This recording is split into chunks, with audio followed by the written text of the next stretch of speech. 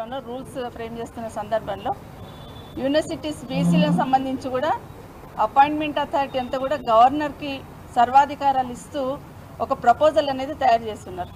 మరి రాష్ట్ర ప్రభుత్వం ఇప్పటివరకు అబ్జర్వ్ చేసిందో లేదో తెలియదు, కానీ రాష్ట్రానికి ఉన్న హక్కును కూడా ఈరోజు యూనివర్సిటీలలో రాష్ట్రానికి ఉన్న హక్కును కూడా ఈరోజు హరించే విధంగా కేంద్ర ప్రభుత్వం ఆధ్వర్యంలో పనిచేస్తున్న యూజీసీ ఈరోజు ప్రపోజల్ ప్రిపేర్ చేయడం జరిగింది.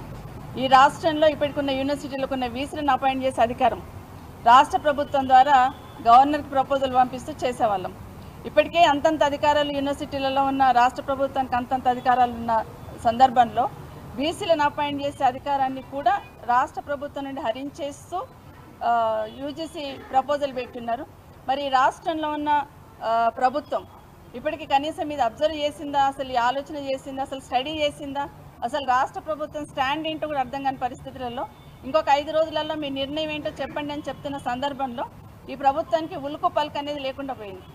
దాన్ని దృష్టిలో పెట్టుకొని మా గౌరవ అధ్యక్షులు కేసీఆర్ గారు కానీ, మా కేటీఆర్ గారు కానీ, వర్కింగ్ ప్రెసిడెంట్ గారు అసలు జరుగుతున్నది ఏంటి, రాష్ట్రంలో యూనివర్సిటీస్ల మీద ఉన్న కనీసం అక్కడున్న అధికారాన్ని కూడా రాష్ట్ర ప్రభుత్వం కోల్పోతుంది. పెత్తనం ఒకటిది, అధికారం ఒకటిది అన్నట్టు అయిపోతుంది.